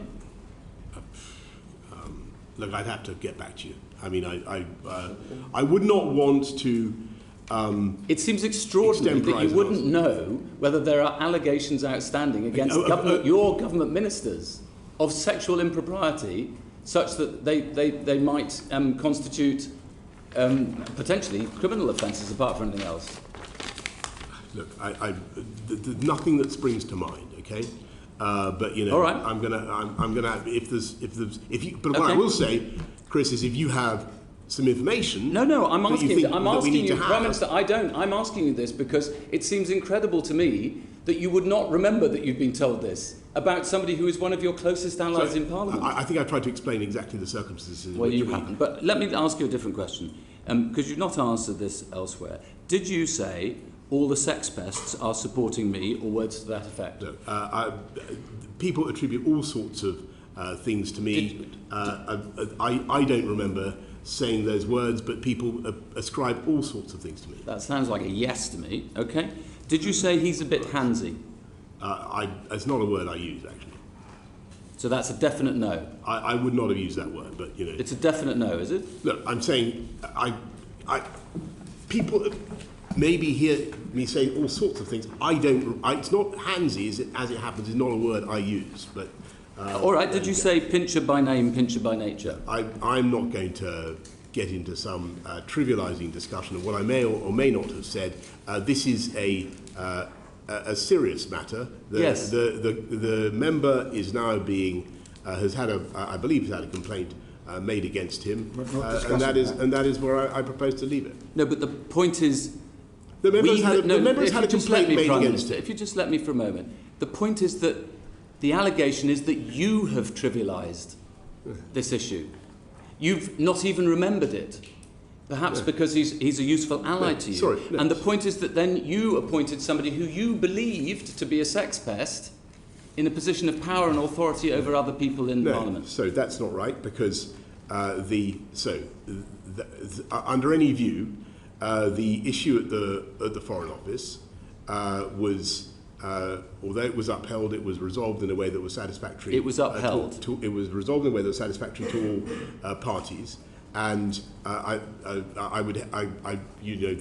issues that I can't be confident that it was a sexual. There was sexual implications. Well, Sir Malcolm, Mr. MacDonald Lord MacDonald, makes it very clear that it was very similar to the allegations of what happened in the trouble is, But let me ask you if I may say so, that I was given on the occasions when it was mentioned to me, I was given very brief, a very sketchy account, okay. and I really think that you need to. It just seems incredible that you wouldn't think that was a matter worth investigating or talking. Can I ask you? Was Neil Parish right? It was investigated, and it was investigated, and it was by the Foreign upheld. Office. Was Neil Parish right to resign from Parliament? Well, I think that the problem he had was that he was. Was he right to resign? It was his decision. Was he right to resign? I think that he was doing something that is not normal or tolerated in most workplaces. So should Chris Pincher resign from Parliament? Well, you ask about my relationship with him. I took the whip away from him. Should he resign from Parliament? That's a matter for him. So you think he should stay? Well, that's a matter for him. But I took that he no longer sits as a Conservative All right. MP. Was it right for Sarah Dines to ask the man who was groped in the Carlton Club whether he was gay, and to say that it was problematic that he was? You're asking me about what other members are alleged to have said. I can't be certain. No, there are 5 other, including people in this room, there are 5 other MPs who witnessed it. It's not in any doubt, and I don't think she has denied it. Was it right, or is it not victim shaming? Let me put it this way. I think that what happened was extremely serious, and as soon as I knew that a complaint had been made, and I talked to a witness, and I removed the whip. Have you talked to Sarah Dines about it? I haven't talked to her about that, but I removed the whip immediately. Do you not understand why this is problematic? Because it means that being gay, for some reason or other, makes you sort of asking for it. Chris, look, I see why you're putting it like that. I don't know whether I very much doubt that Sarah meant it to be interpreted that way. You said yesterday about Chris Pincher, if I had my time again, this is a bit of Captain Hindsight, if you don't mind me saying, but if I had my time again, you know who he is. Yeah. Yeah, it's you. If I had my time again, I would think back on it and recognise he wasn't going to learn any lessons, and he wasn't going to change. But that's true about you, isn't it? You're not going to learn any lessons, and you're not going to change. You're not capable of changing. We'll be doing this again, time and time again, if you stay in post, won't you? Well, coming to this committee, I will. And yes, I will. You know, I hope very much to be. Come on, you know what he's invited. asking, Prime Minister. He's not asking that question. Well, I don't know quite well. I mean, you know exactly what I'm asking. You don't. This is all about you in the end. The reason these things happen is because of you. He took liberties because he knows that you take liberties and get away with it, and allow other people to get away with taking liberties. That's right. I'm not quite sure what you're driving at there. I think you know perfectly well what I'm driving at. But you were asked. You said on one of the other broadcasts. You said, if you're saying you want me to undergo some sort of psychological transformation, I think that our listeners would know that that is not going to happen. Isn't that the problem? We need a psychological transformation if you're to stay in office. With the greatest possible respect, what I think we all need to do is focus on the things that our electorates sent us here to settle for them. And they are how to fix the post-COVID economic shocks, and that's what we're doing. How to make sure that we improve the life chances of every kid growing up in this country. And I think what Robert said about kids being excluded from school was incredibly important, and I'm going to go away and look at that. These are the issues that matter to the people of this country. And that does not exclude the fascination that people will have with these other subjects, but that is what I am focused on. No, they also focus on honesty and decency and propriety and standards in public life, and they hate it when people, when they get caught out, just want to turn over the table and abolish all the rules. But let me ask you one very specific final question, which is just about the ministerial code, because it enshrines the existence of the independent advisor on the ministerial interests in the ministerial code. You haven't got one at the moment. I hope you're going to appoint one very soon, and you can tell us who that's going to be. But you authorised an investigation into Mark Spencer's alleged Islamophobia, which I gather Lord Geit had very nearly completed. When will that be completed, and when will it be published? That's a very good question. I think that Lord Geit did give me a brief update on it. I had the impression that it was nearing conclusion. I'll have to get back to you. And is there going to be a replacement? Yes, there will be. As soon as we can find one. I think the difficulty... You haven't got enough ministers to appoint yet, let alone You've lost 32 now. I'm sure there will be no shortage of candidates. If I could just explain a bit about the replacement for Lord Geit. I do think there is an issue, and I think that we need to think about it collectively, which is what happens when we appoint these people. I think that they can become very exposed and very vulnerable to abuse, to political pressure, to campaigns. And I'm just giving you my view. but they're much more public than they used to be. So Christopher, I think, did an outstanding job, but he was facing a lot of public pressure. He resigned because he thought you'd lied to him. That's not what he said. He said that he resigned over the question of whether steel tariffs should be imposed. He didn't resign over steel tariffs. You know perfectly well that's not the truth. I'm sure you've seen his letter. That's what I he says. have, yes. That's what he says. And I think the issue there was whether imposing or retaining steel tariffs in the UK he breach resigned. of WTO. I'm sorry, Prime Minister. He resigned, as he says in his letter, because he knew that he wanted to initiate an investigation into your breaching of the ministerial code, but he couldn't do so without resigning, and that put him in an impossible position. That's expressly what his letter says. Sorry, well then you must have seen another letter, because that's not what. No, I read it and you didn't. I'm going to have to disagree with you gently there. Thank you, Chair. Chair, after that outbreak of mythomania, let's perhaps get down to some facts. So, Prime Minister, you know my job in Parliament is to do the maths. You have a pen there. Could you tell us what 148 plus 32 adds up to? I'm going to leave that. I think what you're inviting me to do. No, I'm asking you a simple question, Prime Minister. Right, okay. And earlier I asked you how many MPs you have.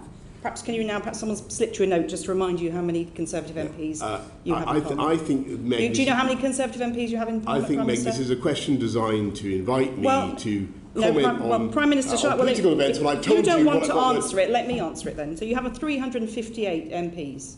You did think it was 365. You have lost a few. As Mr Bryant has highlighted, you now have 32 ministers and PPSs who've resigned. It was 28 at the beginning of this meeting, and then an additional PPS who will resign tomorrow if you don't resign. So that makes it 182 if you include her. So half of 358, Prime Minister, just to make the maths simple for you, is 179. It's not looking very good, is it?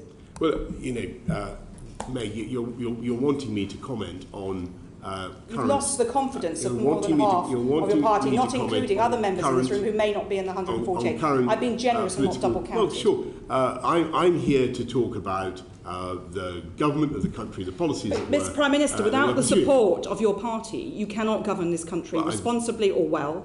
Whatever our political disagreements, I have respect for the office of Prime Minister, but I'm afraid I've completely lost respect for you and your capability to run this country. I think if you look at the actions that we're taking today, the bills that we're getting through, we are doing some fantastic things for the people of this country, and we'll continue to do them. And I appreciate they may not be supported by the Labour Party, Meg, but that's not my problem. That's your problem. No, Prime Minister, about competence, not policy. Darren Jones. Prime Minister, it's being reported that there's a delegation of your cabinet colleagues waiting in Downing Street, including the Chief Whip, the Transport Secretary and your new Chancellor, waiting to tell you when you finish here today that it's time for you to go. How will you respond to that?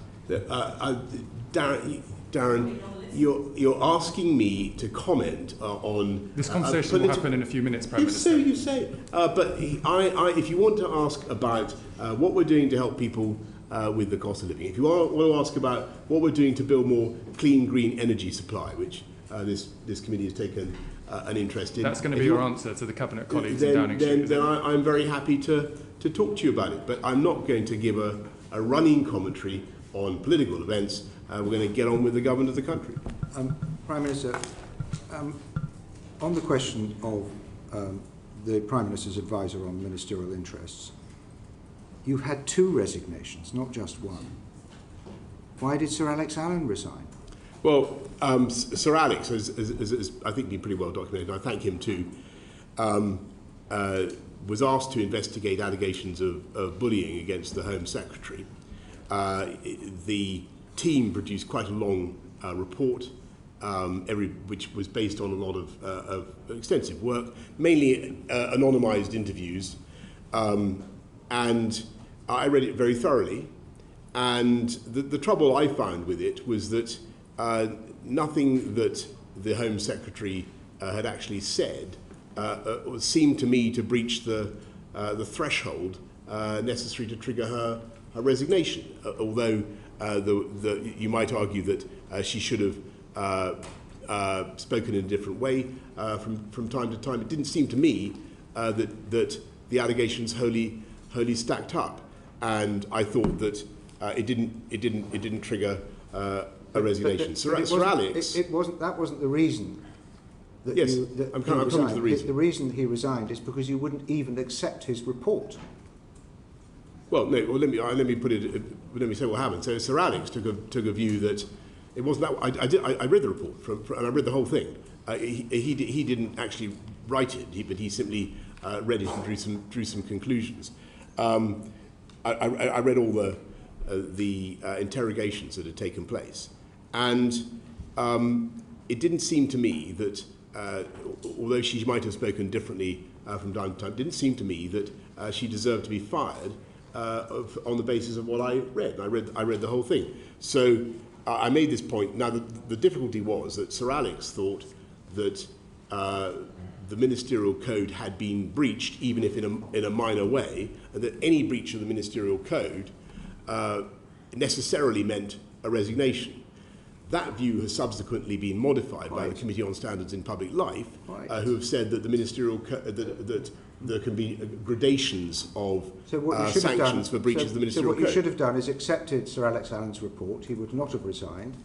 Well, it would still be in your gift not to demand the Home Secretary's resignation. No, but it wasn't. And the system would have been changed retrospectively as it has done. But you wouldn't even accept his report. No, Savannah, as I remember, the problem was that in order to...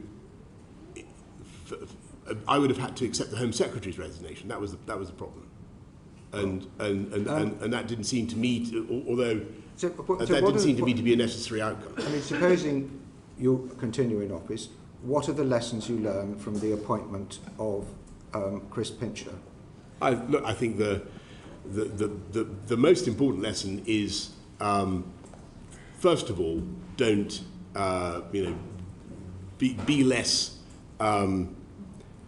optimistic about people's ability to learn and perhaps take a bit more interest in it, because it's extraordinary how many things. And then secondly, Prime Minister, perhaps you should just take a bit more interest. Secondly, when something like this happens, make sure that we do a full timetable of exactly what happened and when it happened, so that when people go out to brief, they've got all the facts at their fingertips. But it's not a comms failure, this, Prime Minister. It's a proprietary and ethics failure.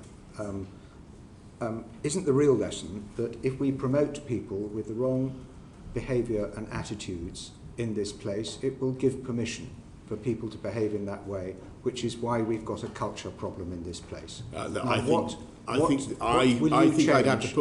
that you're onto. I think what you're saying is very important. I've given this a lot of thought, and I do think there is a problem with alcohol, and I've always resisted this conclusion in the past, but it sort of feels to me that some people simply can't take their drink, and we need to think about how we work that in Parliament. Now, this particular event took place in Didn't take place in Parliament. But there is also an issue about standards of behaviour, so I additionally accept that I should have been more stringent in my approach, and as I've said earlier, I regret that. But don't we also need to learn? I take it that Chris Pincher is a friend of yours, and that would be perfectly respectable, that we've let him down because we didn't give him the help he needed. I think that's a very fair point. What system is there in this place to support people in that position? What do you have in place as a leader of a political party to help people who have behavioural or drink problems?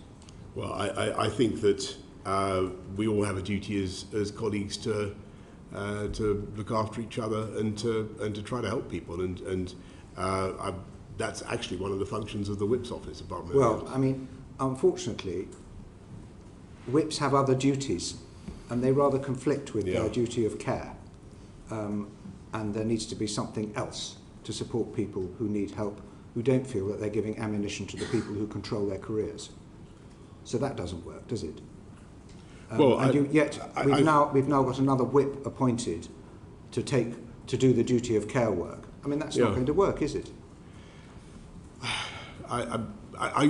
Bernard, what are you proposing? I'm not going to make policy on the hoof here, but what you've got in place as leader of your party is not working. Would you accept that? No, I think there are issues about standards of behaviour, and I think I reluctantly come to the conclusion that there is an issue with alcohol. Well, I mean, you're the last person in the room to accept that there's a problem. Why do you think integrity in public life has become such an issue under your premiership? Well, I think actually the reality is that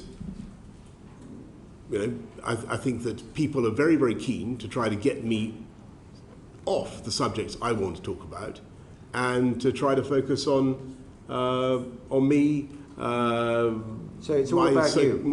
No, I don't want to talk about it. I want to talk. I've been trying very hard. Don't you see these failures have made it about you? Throughout this session, to talk about the things that I care about. Now, how much consideration are you giving to the prospect of your resignation? I'm happy to tell you that I'm getting on with the job that I was elected to do, and that is what I'm going to do. So all these problems are basically somebody else's fault? No, I think that I think it was so who is one of these people who's left. Who is responsible? Who should be held accountable? I am responsible, but I'm also responsible, Bernard, for delivering a huge manifesto commitments that we made in 2019, many of which are now coming through. Hugh asked about what are we doing to make sure that we're taxing electric vehicles properly. There is a colossal body of work that we're engaged on right now. We are uniting and levelling up across the country. We have the biggest programme of infrastructure investment that we've had for 100 years.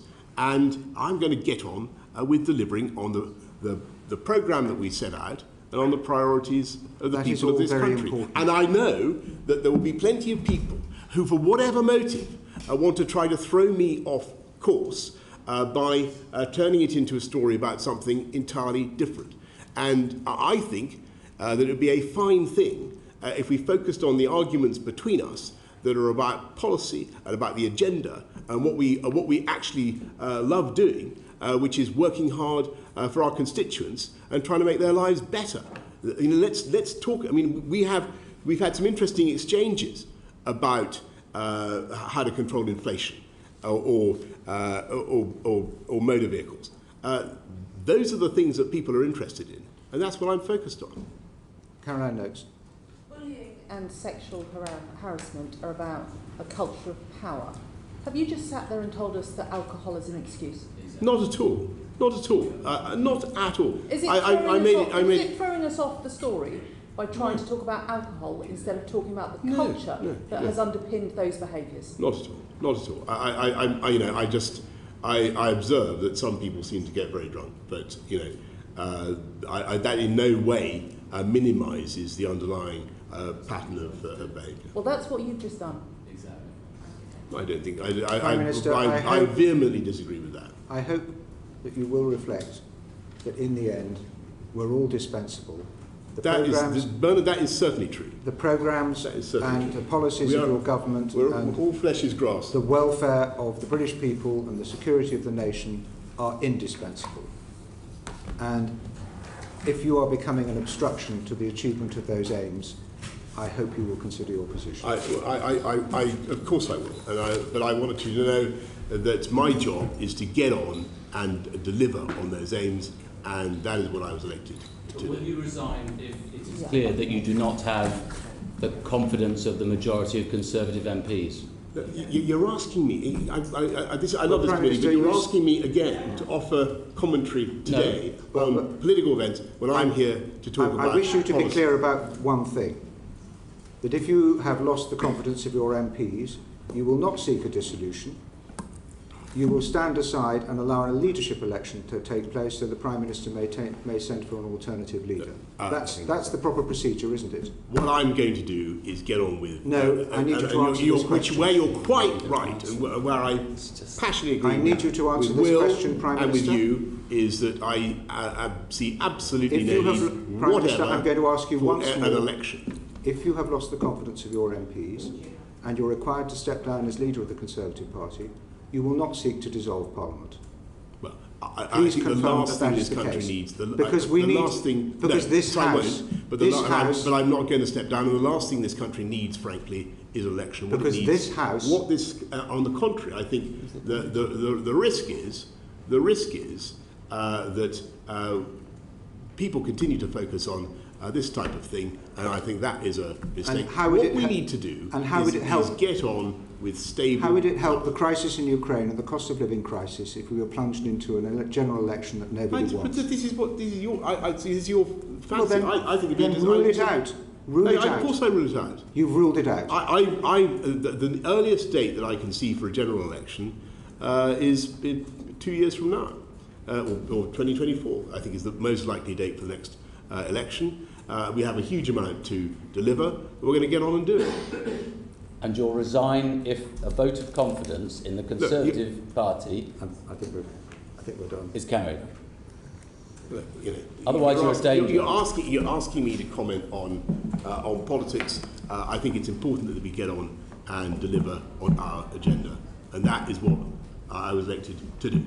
Well, I think it's the understanding of this committee you envisage a general election in 23 or 24, not before. Well, you said 23. And if you've lost the confidence of your own MPs and you cease to be leader of the Conservative Party, you will not plunge this country into an unwanted general election. I've been very clear with you. I see no reason whatever for a general election now. On the contrary, what we need is stable government, loving each other as Conservatives, getting on with our priorities. That is what we need to do, Sir Bernard. Okay? I love all my colleagues in the House of Commons. Fantastic. Order.